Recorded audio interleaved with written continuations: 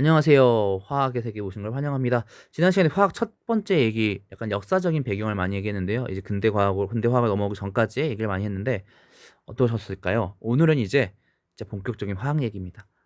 원자에 대한 얘기를 오늘 해보려고 해요. 굉장히 어렵고 양도 많습니다. 그래서 오늘 내용 중에는 여러분들이 다 이해하지 못해도 요런 또 역사적인 얘기가 또 있구나 생각해보면 시간 순서대로 얘기 생각해보면 좋을 것 같아요. 일단 원자가 어떤 원소인지 어떻게 알 수 있었을까요? 여러 가지 물질들 태워보면 불에 태우면 다양한 불꽃색을 냅니다. 어떤 거는 빨간색, 어떤 건 노란색. 이때는 포함된 특정 원소 때문이에요. 금속 원소 중에 일부는 그 원소를 포함한 물질을 붓고 넣었을 때 이러한 불꽃 반응색, 불꽃 반응이 나타납니다. 물론 모든 원소가 불꽃 반응색이 나타나는 건 아니에요. 나타나지 않거나 비슷할 때는 그 빛을 분광기라고 하는 기계로 관찰하면 이제 구분할 수 있어요. 서로 다른 여러 가지 띠가 나타나는 것을 우리가 볼 수 있는데요. 이거 우리가 스펙트럼이라고 얘기합니다. 스펙트럼. 태양광처럼 모든 빛이 포함된 빛을 분광기로 관찰하잖아요. 그럼 여러 색이 연속된 이렇게 무지개가 나타나는 연속 스펙트럼이 나타납니다. 그리고 아까 불꽃 반응처럼 몇몇 원소를 포함한 물질을 태운 빛을 이 분광기로 관찰하면 각 원소별로 선 스펙트럼이 나타나요.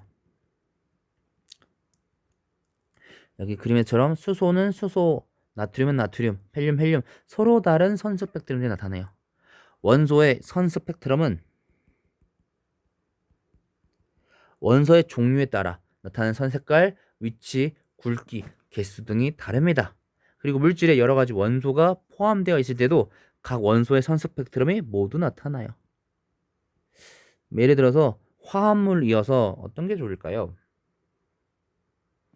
수산화나트륨, 수소랑 나트륨이 같이 있는 수산화나트륨 같은 경우에도 그걸 태워서 분광기로 관찰해 보면 수소에 대한 선 스펙트럼, 나트륨에 대한 선 스펙트럼이 모두 한 곳에 나타납니다. 어떤 원소가 포함되어 있는지 알 수 있겠죠.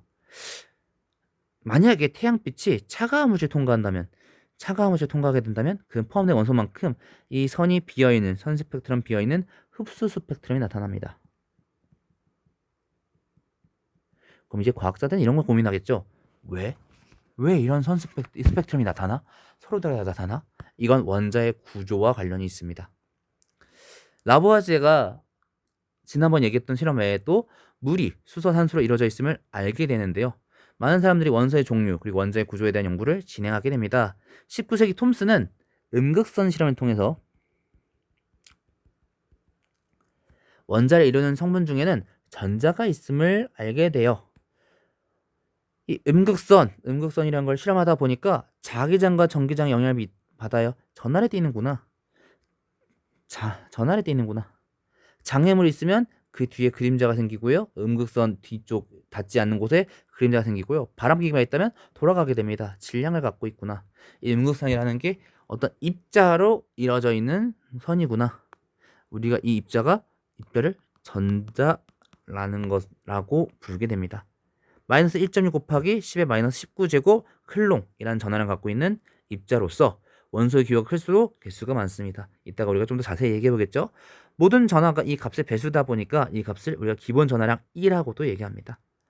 톰슨은 원자가 쪼갤 수 없는 입자인 줄 알았는데 원자를 가지고 나온 음극선을 실험해 보니까 전자가 있구나. 그렇다면 일단 기본적으로 원자는 중성을 띠니까 건포도가 바뀐 푸딩 모양, 이런 모양의 원자 모형을 생각하게 됩니다. 이 양전하 입자로 되어 있는 양전하로 되어 있는 이 푸딩에 이 건포도가 바뀐 것처럼 음전하 전자들이 막 박혀 있구나. 근데 러더퍼는 더 새로운 입자를 발견한단 말이에요. 금속박이 알파 입자를 쏘는데 만약에 이런 모양이 그 금속박이 이런 식으로 다 알알이 뭉쳐 있다면 입자의 대부분이 튀었을 텐데 대부분 튕기지 않았습니다. 어떤 거는 너무 크게 많이 튕기기도 했어요. 원자 가운데에는 원자의 질량을 대부분 차지하고 있는 양전하를 띠는 원자 핵이 있고 전자들이 그 주위를 돌고 있는 이런 원자 모양을 주장하게 됩니다. 그리고 이후 체드윅은 원자 핵에 전하를 띠지 않은 중성자가 있음을 발견하게 되는데요. 원자 핵도 더 쪼개져서 양전하를 띠는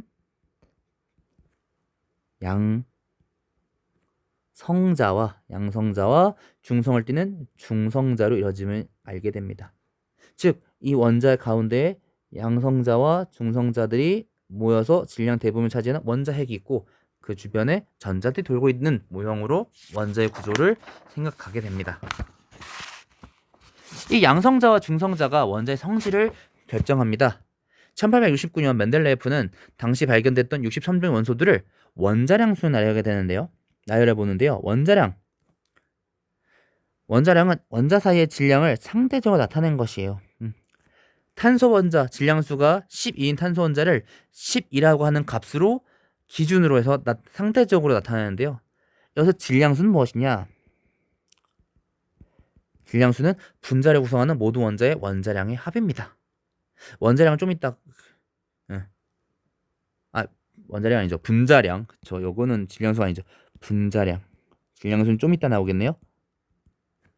분자를 구성하는 모든 원자의 원자량의 합을 얘기합니다. 만약에 H2O다 그러면 수소 원자량 2개 더하기 산소 원자량 하나 합쳐서 분자량 나타나는 거죠.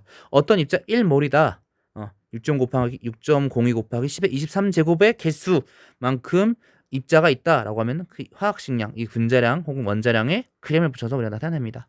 질량수도 좀 얘기해봐야 될 것 같아요. 질량수는 양성자수와 중성자수의 합을 얘기하는데요.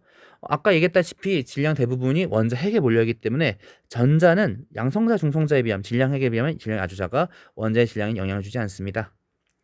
그래서 뭐 예를 들어서 이런 식으로 나타내는데 수소라고 하는 원소 중에 어떤 원소는 원자 번호 1, 일단 원소 번호는 1이고요.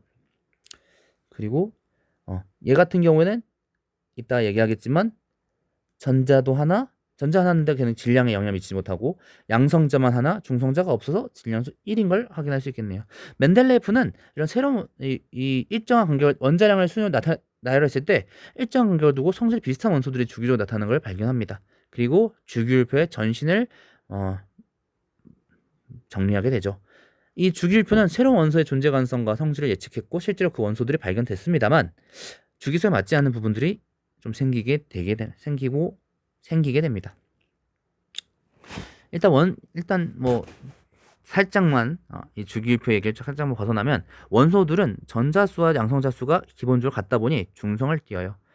전자는 마이너스 1.6 곱하기 10의 마이너스 19제곱 클룸, 양성자는 플러스 1.6 곱하기 10의 마이너스 19제곱 클룸. 얘 아까 2라고도 나타난다 했죠. 마이너스 이만큼 전하량이 있다면 얘는 플러스 이만큼 전하량이 있어서 그리고 양성자수와 전자수가 같다 보니까 전자수 하나, 두 개, 세 개라면 양성자수 하나, 두 개, 세 개 중성을 띱니다. 그리고 이 수가 곧 원자 번호를 의미해요. 다만 여기 지금 수소는 아까 여기 나타났던 수소는 중성자가 없지만 중성자를 갖고 있는 수소도 있습니다. 원자 번호는 같지만 중성자 수가 다르다 보니까 질량수가 다른 원자들이 존재하거든요. 화학적 성질은 거의 같지만 물리적 성질은 다른 동위원소라고 얘기합니다.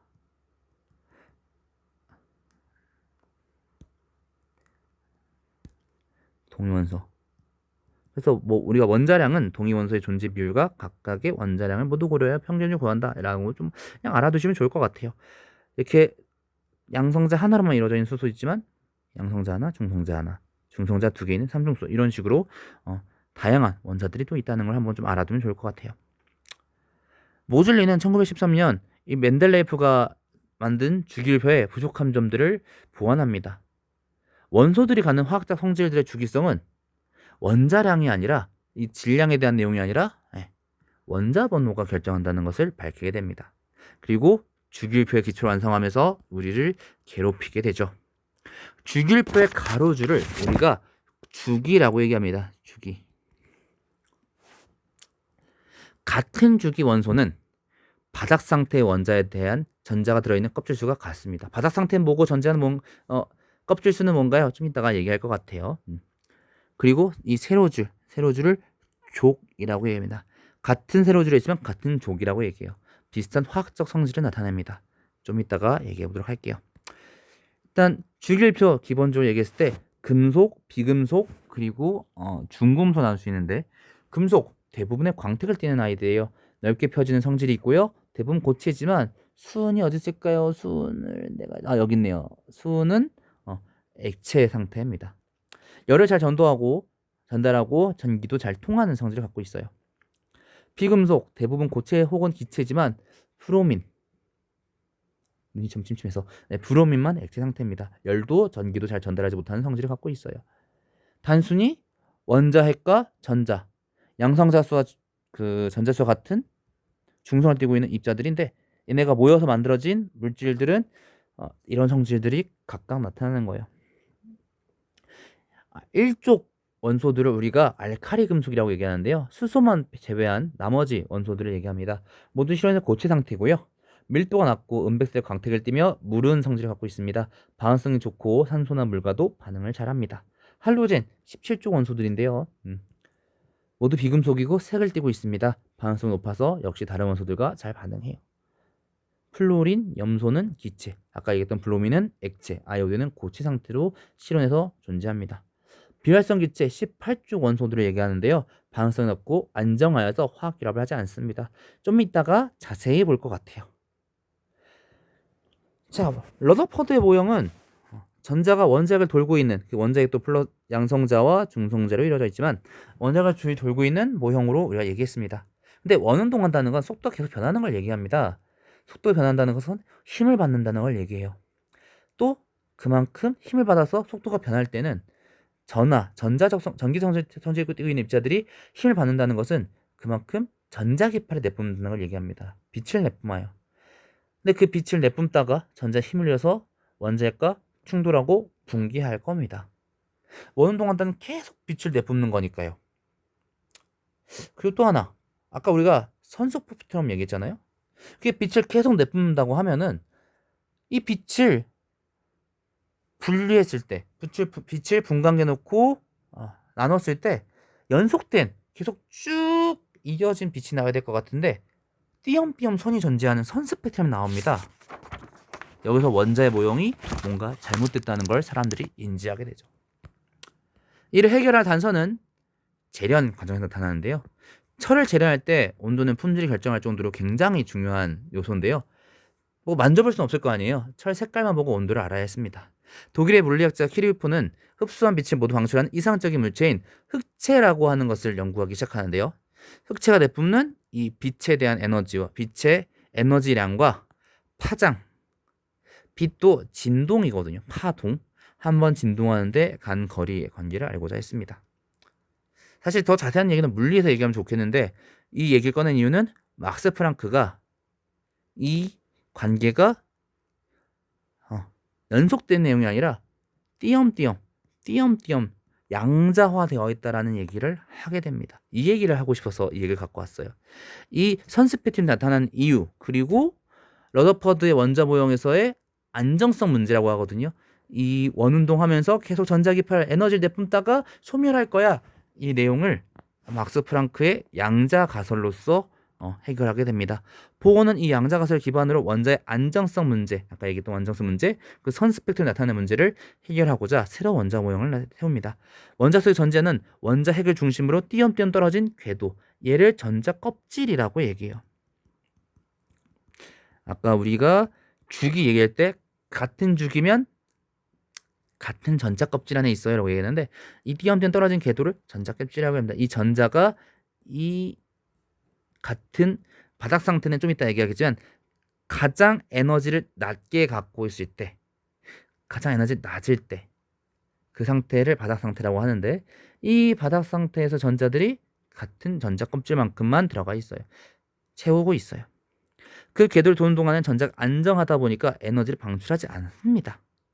원자핵으로 떨어질수록 더 높은 에너지를 갖고 있는 궤도로서 다른 궤도로 전자 껍질로 갈 때 만약 높은 데로 가려고 하면 에너지를 흡수하고 낮은 데로 가려고 하면 에너지 방출하고 이것 때문에 스펙트럼이 나타난다라고 설명하게 돼요.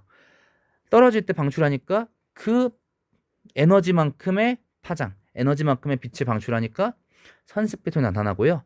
차가운 물질을 태양빛이 지나갈 때는 태양빛 때문에 이 차가운 물질이 또 에너지를 흡수하겠죠. 그 흡수한 만큼 그 빛을 뺏어가니까 태양빛을 그만큼 흡수하니까 우리가 관측되는 태양빛은 그 선 스펙트럼만큼만 빠진 흡수 스펙트럼이 나타난 거였죠.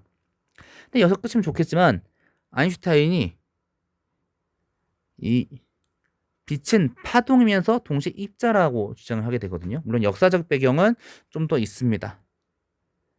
이 플랑크 법칙을 플랑크의 양자가설을 뭐죠? 갑자기 생각났다. 광전 효과라고 하는 현상을 설명하면서 빛은 파동이면서 진동이면서 동시에 입자야라고 주장하는 빛의 이중성이라는 것을 발표하게 되는데 드브로이가 이걸 듣고는 빛이 파동이 전자라면 우리가 입자 생각 알고 있는 전자, 양성자 같은 이런 입자들도 동시에 파동이지 않을까? 물질의 이중성을 주장합니다. 그러면서 이 파동의 결이 맞는, 얘는 말이지 않는 거죠. 딱 만나지 않았잖아요. 결이 맞는 궤도로만 전자가 돌고 있다는 물질파 이론이라는 걸 제시하게 됩니다. 문제는 빛과 전자가 둘 다 입자성과 파동성 갖고 있다는 거예요. 우리가 관찰한다고 하는 것은 빛이 대상에 부딪혀서 반사되어 광원이 아니라면 빛이 대상에 부딪혀서 반사되어 눈에 들어와야 우리가 그 물체를 보는 건데요. 둘 다 파동입니다. 파동이라는 것은 장애물을 만났을 때 그 장애물 틈 사이로 더 퍼져나가는 회절이라는 현상이 일어나고요. 또한 두 개의 진동이 만났을 때는 서로 더 그 폭이 커지거나 작아지는 간섭이라는 현상이 일어나요. 위치를 정확히 알 수 없겠네요. 퍼져버리니까. 혹은 얘네가 더 커지고 더 작아지니까. 더 진동을 더 크게 하거나 더 작게 하니까. 근데 둘은 또 입자예요. 이중성이라 했잖아요. 충돌하고 운동 상태가 변하게 됩니다. 충돌했어요. 튀어나갔어요. 그럼 얘가 속도가 얼마인지 운동량이라는 걸 정확히 알 수 없습니다. 우리가 보는 모든 대상은 근본적으로 그 위치와 운동량을 동시에 정확하게 측정할 수 없고 어느 하나를 먼저 측정하에 따라서 우리가 위치를 먼저 측정하냐 운동량을 먼저 측정하냐 더 정밀하게 측정에 따라서 물리량들이 다르게 나머지 물리량은 거의 측정이 불가능합니다. 우리가 이걸 불확정성 원리라고 얘기하고요. 코펜하겐 해석 물리학자들이 솔베이 회의에서 코펜하겐 해석이라는 걸 발표하는데 우리는 그 세상의 존재할 확률만을 알 수 있다라고 해석하고 있습니다.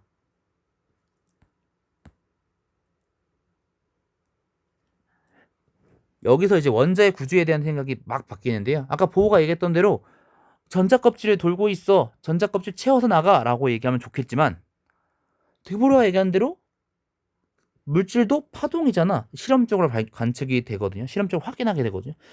우리 생각했던 전자 같은 것도 파동이잖아. 그럼 얘네가 어떻게 존재하는 거야? 궤도가 어떤 거야? 근데 잠깐 파동이야? 입자야? 둘 다 있어? 그럼 얘가 우리가 측정할 수 있는 게 없네? 여기서 이제 원자의 구조가 많이 바뀌게 되는, 원자의 구조에 대한 생각이 완전히 현대 모형을 갖게 되는데 그전에 슈레딩거는 입자의 본질이 파동이라고 생각했습니다. 연산자라는 개념을 도입해서 이 파동 방정식을 만들게 돼요. 연산자를 우리는 쉽게 얘기하기 위해서 쉽게 특정 대상에 변화를 주는 장치라고 얘기해 봅시다. 자, 여기 A 장치와 B 장치가 있어요. A 장치와 B 장치가 있어요. A 장치는 오른쪽에서 통과하는 공이 파란색이면 빨간색으로, B 장치는 빨간색이면 파란색으로 나오게 하는 공이 만들어지는, 혹은 그 외에는 공이 그대로 통과하는 그런 장치라고 해봅시다. 만약에 왼쪽부터 B, A 이렇게 있으면 파란색 공이 지나가면서 A에서 파란색 공이니까 빈칸으로 해야겠네요. 파란색 공이 지나가면서 빨간 공이 되고 다시 B 지나가면서 파란 공이 되겠죠. 하지만 A와 B가 달라지면은 빨간색 공이 지나가도 얘는 파란색 공이 지나가면 그냥 파란색으로, 또 파란색 지나가니까 그냥 빨간색으로 달라질 거예요. 즉 아까 우리가 얘기했던 것처럼 어떤 걸 먼저 측정하느냐, 어떻게 측정하느냐에 따라서 나머지에 대한 내용이 달라집니다. 확률이라는 것이 우리 관찰이 확률을 다르게 만드는 거죠. 파동에 대한 함수는 예전부터 위치를 알고자 연산자를 씌우면 관측하게 되면은 몇 번째 진동인지에 대해서, 시간에 대해서 알고자 하면은 진동수, 얼마나 빠르게 진동하냐에 따라서 대한 정보를 알려준다는 것이 알려져 있었는데요. 근데 양자 과설에 따르면 얘네가 다 양자화되어 있고 진동수는 에너지와 얼마나 몇 번째 진동인지는 운동량과 관련이 있다 보니까 에너지와 운동량에 대한 정보를 주고 위치와 운동량에 대한 정보를 줘요. 그래서 이를 이용하면 슈레딩거 세운 파동 방정식인 슈레딩거 방정식을 우리가 얻을 수 있습니다. 그래서 푸사이가 우리가 얻고자 하는 해인데요. 그 해의 제곱이 일자가 존재 확률을 아까 코펜하겐에서처럼 그 확률은 이 해의 제곱으로 우리가 알 수 있다라고 얘기합니다. 그래서 이제 현대 원자 모형을 가게 되는 거죠. 슈레딩거 방정식을 우리가 풀 수는 없지만 지금은 그러니까 우리 친구들이 풀 수는 없지만 이거를 이제 좀 더 공부하신 뭐 대학생들이나 대학원생 혹은 뭐 과학자들이 풀다 보면은 전자가 있을 확률 밀도, 확률 분포를 얻어낼 수 있어요. 전자 구름이라고 얘기하는데 이 원자핵에서 어떻게 뭐 이런 식으로 분포하기도 하고요. 혹은 뭐 이렇게 그냥 원 모양을 분포하기도, 구 모양을 분포하기도 하고 중간이 빈 구 모양 이게 분포하기도 합니다. 이런 확률을 얻어낼 수 있어요. 그 과정에서 나타나는 여러 가지 양자수라는 건 역시 띄엄띄엄 있는 수를 얘기하는데요. 오비탈의 형태를 결정합니다. 주양자수, 전자 껍질 수를 나타냅니다. 양의 정수값이에요. 궤도양자수, 전자의 각운동량을 결정합니다. 0부터 n-1까지 정수값이에요. 자기양자수, 각운동량의 한 성분을 결정합니다. 얘가 X축인지 Y축인지. 얘가 지금 L인데 L이 이제 그것 때문에 이거 n-1 맞아요? 마이너스 1L부터 L까지 정수값을 나타냅니다. 더 나아가서 슈트렌과 게를라흐는 원자에 대해서 연구하다 보니까 그럼 이렇게 해서 전자가 이렇게 돌고 있구나, 전자가 이렇게 존재할 거야 라고 했는데 그걸로 인해서 나타나는 자기장과 다르게 두 방향으로만 자기장이 검출된다는 걸 발견하고 전자에 대한 운동이 더 있나 봐. 스핀이라는 현상을 개념을 도입하게 됩니다. 전자는 위 세 가지 물리량, 주양자수, 궤도양자수, 자기양자수, 그리고 스핀이라는 스핀 양자수까지 갖게 됩니다. 즉 우리가 원소를 태운 빛이 분광에 넣으면 선스펙트럼이 나타나는 까닭은 단순히 전자 껍질이 왔다 갔다 하는 게 아니라 한 오비탈에 다른 오비탈로 전이 되기 때문이에요. 전자가 가질 수 있는 에너지가 가장 낮은 상태, 우리가 이걸 바닥 상태라고 얘기합니다. 전자 개수가 하나, 두 개, 세 개 나는데 이 전자들의 에너지들이 가장 낮을 때 바닥 상태라고 합니다. 그 외 상태를 우리가 들뜬 상태라고 얘기해요. 그럼 언제가 바닥 상태일까요? 바닥 상태는 이런 내용들입니다. 가장 안정한 낮은 상태예요. 싸움 원리에 따르면 바닥 상태는 전자가 에너지가 가장 낮은 오비탈부터 채워집니다. 보시면 아까 여기 주양자수, 궤도양자수가 있는데 주양자수는 그냥 정수값이었고 양의 정수값이고 궤도양자수는 0부터 n-1까지였죠. 이렇게 모양들이 다 달라집니다. 0일 때를 S, 1일 때를 P, 2일 때를 D, 3일 때를 F 오비탈이라고 부르기도 해요. 보통 이게 불러요, 사실. 수소 원자일 때는 주양자수만 영향을 미칩니다. 이 보호의 원자 모형에서의 전자 껍질, 몇 번째 전자 껍질인 것만 영향을 미칩니다. 전자가 근데 한 개보다 많을 때, 두 개, 세 개 넘어갈 때는 이런 규칙성을 갖고 있어요. 쉽게 얘기한다고 하면은 이 주양자수와 궤도양자수의 합이 작을수록 에너지가 낮은 오비탈을 얘기합니다. 1s라는 건 뭐예요? 주양자수 1, 그리고 궤도양자수 0이잖아요. 2s는 뭐예요? 2 더하기 궤도양자수 0. 이 p는요? 2 더하기 1. 만약에 둘이 같다면 여기 4s와 3d가 있는데요. 4s라는 건 뭐야? 주양자수 4, 궤도양자수 0. 3d라는 건 뭐예요? 여기 여기 3p로 가야겠네요. 3p란 건 뭐예요? 주양자수 3, 궤도양자수 1. 같다면 주양자수가 작은 애가 더 낮은 에너지를 가진 에너지가 낮은 오비탈입니다. 또한 파울리 메타볼에 따르면 오비탈에 들어가는 어떤 전자도 이 네 가지 양자수가 모두 같을 수는 없어요.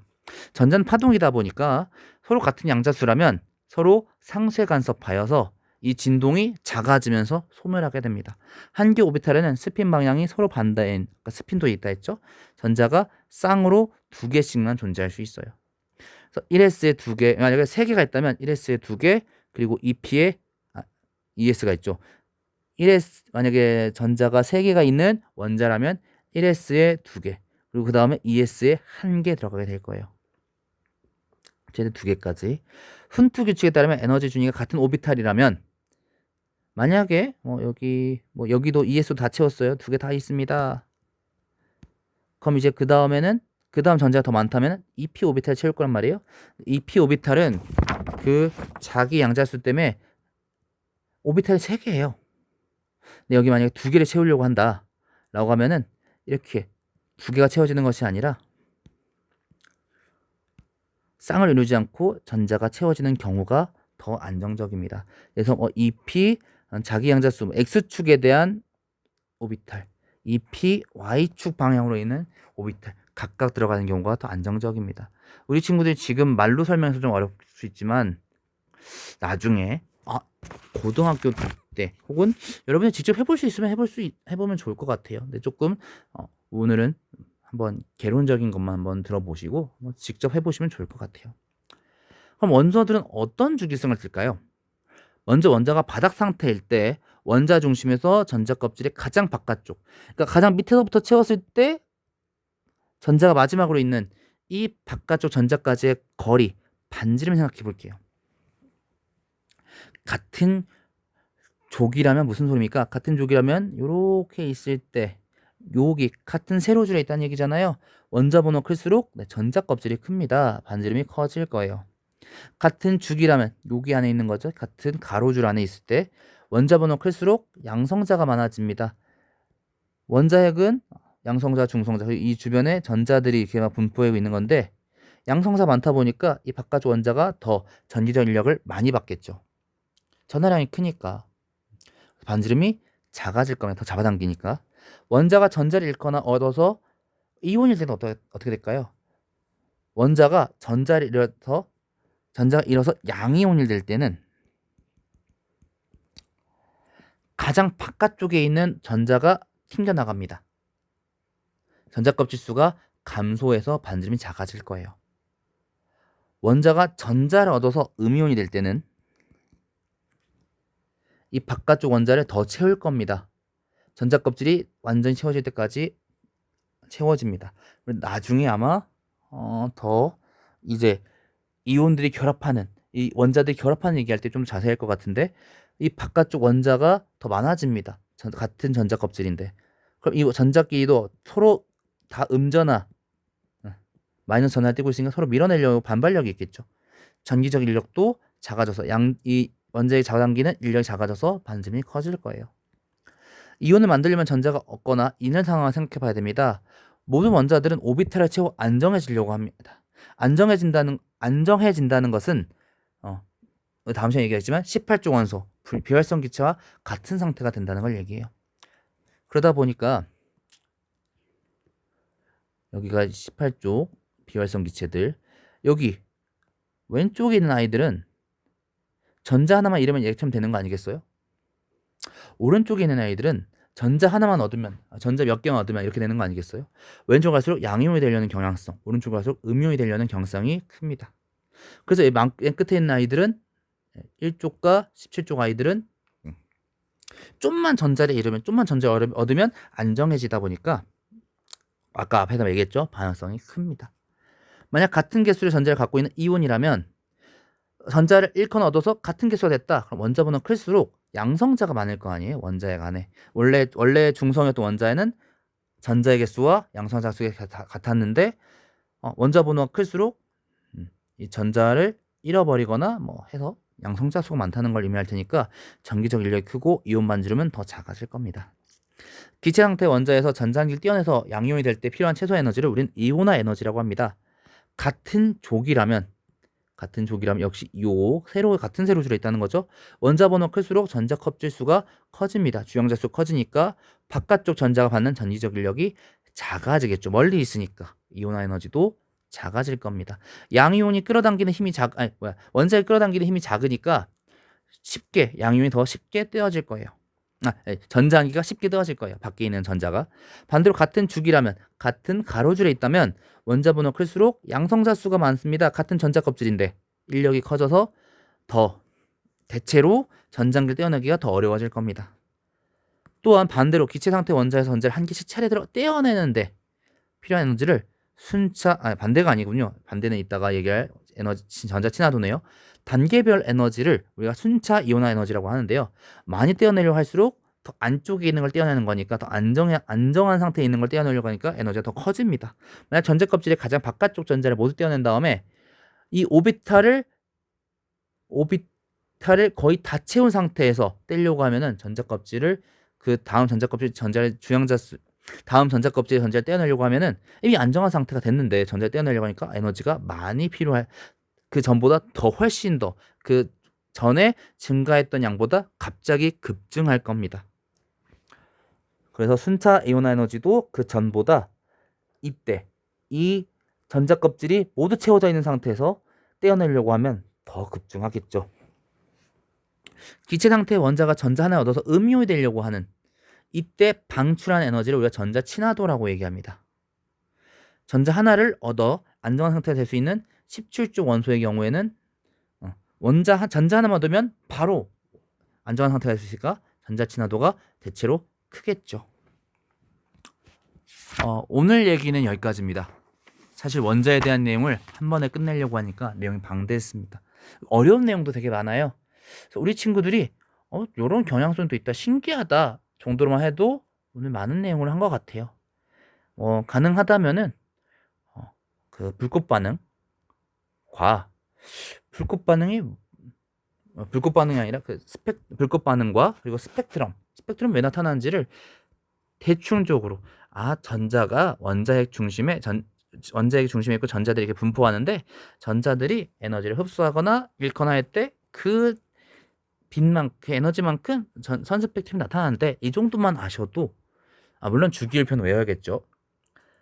많은 얘기를 할 수 있을 것 같아요. 그리고 더 나아서 욕심이 있다면은 왜 그런 성질들이 나타나는지를 좀 더 설명할 수 있으면 좋을 것 같네요. 오늘 내용 여기까지입니다. 선생님이 이 내용을 쓸 때 왜 이렇게 한 단원인데 왜 이렇게 내용이 많아지지? 싶었는데 정말 많네요. 다음 시간 이 원자들이 모입니다. 어떤 물질이 어떻게 만들어지는지 이런 얘기를 해보도록 할게요. 오늘 정말 많은 내용 얘기했습니다. 둘째 날인데도 쉽지 않았죠. 다음 시간에는 새로운 얘기로 더 나가보도록 할게요. 오늘 고생하셨습니다. 다음 시간에 뵙겠습니다.